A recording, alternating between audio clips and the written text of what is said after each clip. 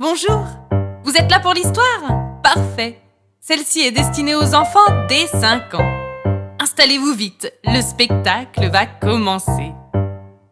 J'avais envie de vous raconter aujourd'hui l'histoire de la famille aimable. Mais il y a un mais. Je suis bien embêtée car je ne sais pas par où commencer, tant ces 4 personnes étaient incroyablement extraordinaires. Et croyez-le ou non, je pèse mes mots. La famille aimable était constituée du papa aimable, de la maman aimable et de leurs 2 filles, les petites aimables, comme les appelaient leurs amis. Ils vivaient dans un petit chapiteau qu'ils avaient planté tout en haut d'une colline à l'orée d'un bois. Au pied de la colline coulait un ruisseau, et les aimables ne se lassaient pas de se réveiller avec les premiers rayons du soleil pour observer le magnifique va-et-vient des animaux de la forêt venant s'y abreuver. Bien sûr, il leur fallait faire bien attention de sortir sans que Ringo ne les suive. Autrement, ils prenaient un malin plaisir à pourchasser l'ensemble des petites bêtes venues se désaltérer. Je vous demande pardon ? Oh, suis-je bête ? J'ai oublié de vous préciser. Ringo était leur ours de compagnie, évidemment. Vous me semblez surpris. Oh là là, je fais tout de travers aujourd'hui. Aurais-je oublié de vous préciser que la famille aimable était une famille de circassiens ? Des circassiens, des gens du cirque, quoi. Cela explique l'ours, me direz-vous. Eh bien, oui et non. Dans la famille aimable, on pratiquait le cirque moderne, le cirque sans animaux. Mais un beau jour, la famille apprit qu'une troupe venue de l'autre bout du pays comptait se débarrasser de leur vieil ours, qu'ils estimaient devenu trop paresseux et bon à rien pour faire correctement ses tours. Monsieur Aimable n'attendit pas une seconde après avoir appris cela et proposa de l'aide à son collègue en récupérant ce vieil ours. C'est ainsi que Ringo put vivre une retraite paisible au cœur du Saule. Le cœur du Saule, c'est ainsi que les aimables et leurs amis voisins appelaient ce versant de la colline où ils habitaient. Ils avaient choisi ce nom en hommage à un arbre gigantesque, un saule pleureur d'au moins 300 ans. Immense, il trônait majestueusement au bord du ruisseau. À la demande générale des enfants du lieu, 2 trapèzes avaient été attachés à la plus solide des branches du saule. Ils pouvaient ainsi répéter à loisir tous leurs nouveaux numéros sans craindre de se blesser en chutant puisqu'ils étaient au-dessus de l'eau. À bien les observer d'ailleurs, il n'était pas rare qu'ils fassent exprès de glisser pour finir dans le ruisseau et magistralement éclabousser leurs amis restés sur la berge. Les éclats de rire des enfants se mettaient alors à résonner dans toute la colline. Bien souvent, tous les habitants du cœur du Saule se réunissaient le soir venu autour d'un grand feu au bord du cours d'eau, où ils partageaient un pique-nique en se racontant des histoires drôles, ou des histoires qui faisaient peur, ou parfois un peu des deux, jusqu'à ce que les enfants s'endorment les uns après les autres sur les genoux de leurs parents. Chacun repartait alors chez soi et se donnait rendez-vous le lendemain pour les répétitions du spectacle. Tout avait l'air formidable dans la vie des aimables et de leurs amis, n'est-ce pas ? Et c'est vrai qu'il faisait particulièrement bon vivre dans cet endroit. Néanmoins, la vie ne s'arrêtait pas au cœur du Saule, et parfois les difficultés commençaient là où s'arrêtaient les limites de leur terrain. Pour bon nombre de grincheux, cette petite troupe paraissait trop belle pour être vraie, pour être sincère. Bien souvent, lorsqu'ils partaient en représentation, certaines personnes se méfiaient. Trop habituées à faire la tête et à tout prendre du mauvais côté, elles ne pouvaient pas concevoir qu'on puisse être sans cesse heureux, encore moins serviable, sans que ça ne cache quelque chose. Pour ces gens-là, derrière les grands sourires des aimables et de leurs amis devait forcément se cacher un terrible secret, c'était évident.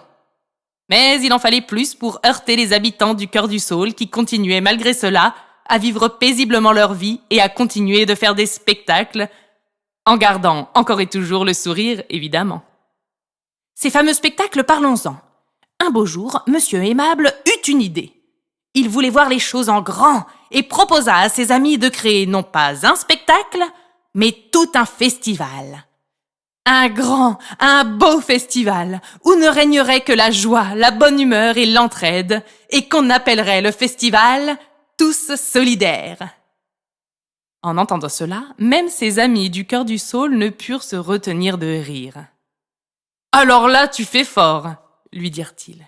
« Comme si on ne nous prenait pas déjà suffisamment pour de drôles d'illuminés. Jamais personne n'acceptera que nous installions nos chapiteaux pour proposer un festival tous solidaires. Les gens vont nous rire au nez enfin. » Bien qu'un peu vexé, il en fallait plus pour le décourager. Et il continua de réfléchir et de développer cette nouvelle idée. Une fois le projet abouti, il savait que ses amis ne pourraient que le rejoindre dans cette folle aventure, et il eut bien raison. Étaient-ils vraiment convaincus par ce festival ? Je n'en suis pas certaine. Mais ils étaient certains d'une chose. La passion que mettait dedans Monsieur Aimable méritait que ses amis soient à ses côtés et l'aident, quoi qu'il arrive. C'est donc ce qu'ils firent. Pendant les semaines qui suivirent, ils préparèrent le festival, y consacrant tout leur temps libre et leur énergie, puis vint enfin le grand jour. Dès l'aube, ils s'affairèrent tous pour charger les camions de tout le matériel dont ils auraient besoin pour leurs différents numéros, mais aussi et surtout pour charger l'immense chapiteau sous lequel tout allait se dérouler. Ils l'avaient acheté exprès pour cette occasion. Il leur fallait un chapiteau extraordinaire pour ce festival, qu'il l'était tout autant. Une fois les camions pleins à craquer, le convoi se mit en route lentement en direction du village où, quelques kilomètres plus loin, allait se tenir la première édition du festival « Tous solidaires ». Le papa aimable sourit à cette idée. Il n'était pas peu fier de voir enfin ce rêve se concrétiser. Malheureusement, sa joie serait de courte durée, car comme l'avaient prévu ses amis, les habitants sur place n'étaient pas, mais alors pas du tout enthousiastes à l'idée de voir l'étrange troupe. Les regards noirs qu'ils leur lançaient, alors que les camions commençaient à se décharger, n'étaient rien en comparaison de la réaction qu'ils allaient avoir en entendant le nom du festival. Le festival tous solidaires! Et puis quoi encore? Pourquoi pas la fête de soyons tous joyeux et tenons-nous gaiement les mains en chantant bêtement? Franchement, merci. Mais non merci. Votre fausse bonne humeur, vous pouvez vous la garder. Oh là là là là, les pauvres, ils avaient vraiment tiré le gros lot en arrivant dans ce village de grincheux. D'autant que les badauds passèrent la matinée entière à se moquer de nos amis circassiens. Mais vous commencez à les connaître. Il leur en fallait plus pour perdre leur motivation. C'est ainsi que notre joyeuse petite troupe continua d'installer le grand chapiteau. Si la mauvaise humeur ambiante ne les ébranlait pas, c'est en revanche les énormes nuages noirs qui arrivaient au loin qui commencèrent à les inquiéter, et à juste titre. En quelques minutes, le ciel en était entièrement couvert.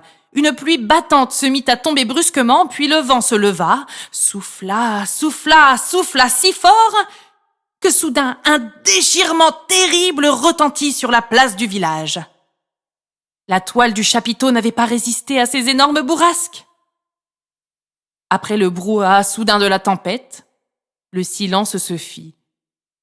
Et aussi vite qu'ils étaient apparus, les nuages repartirent et laissèrent place de nouveau à un magnifique soleil. Mais il était trop tard. Le chapiteau, tout comme le festival, était fichu. Devant la mine déconfite de nos amis du cœur du Saule, les villageois n'eurent plus aucune envie de se moquer. Plus personne ne parlait. Le silence dura ainsi de longues minutes, jusqu'à ce qu'une porte claque.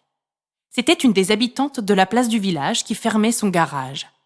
Elle arrivait les bras chargés de bâches et de couvertures en tout genre et les tendit à Monsieur Aimable, qui comprit ce qui était en train de se passer. C'est alors qu'un drôle de balai se mit en place. Sans un mot, un autre voisin apporta de solides cordes pour fixer le tout.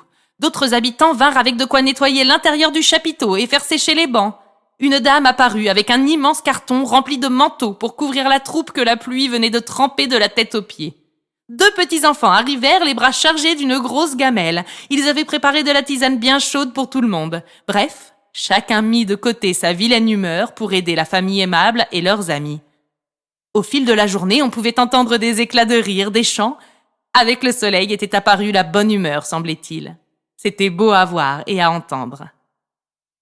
Malheureusement, les dégâts de la tempête étaient vraiment très importants, et l'après-midi entière fut nécessaire à retaper le chapiteau. Lorsqu'enfin ce fut terminé, il restait juste le temps de faire le dernier spectacle du festival avant la nuit.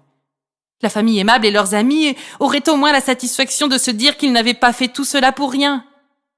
Mais les villageois étaient fatigués par cette journée éprouvante, et l'un d'eux s'adressa aux circassiens. « Vous savez, ça n'est pas contre vous, mais on ne va pas rester pour votre spectacle, il est tard. On voit bien que vous êtes plein de bonnes intentions, Mais je crois que vous devez oublier cette histoire de festival solidaire. Ça ne marchera jamais. Allez, bonne nuit quand même, hein. En 2 temps 3 mouvements, la place était vide. Il fallait maintenant tout démonter, sans rien avoir joué. Madame Aimable s'approcha lentement de Monsieur Aimable pour le consoler. « Ne sois pas trop déçu, je suis sûre qu'un jour on y arrivera. » Monsieur Aimable se tourna vers sa femme, un sourire malicieux accroché à ses lèvres. « Déçu de quoi? Le festival s'est déroulé exactement comme je l'avais prévu. Rentrons vite et allons regarder la météo. Il nous faut une autre belle tempête pour la 2e édition du festival le week-end prochain. Si le vent ne souffle pas assez fort, le chapiteau risquerait de résister. » Les amis du Cœur du Saule et Madame Aimable comprirent alors ce qu'avait manigancé Monsieur Aimable, et tous ne purent que saluer son audace et son ingéniosité. Ils rentrèrent joyeusement chez eux, fatigués, heureux et tellement impatients d'être la semaine suivante pour pouvoir recommencer.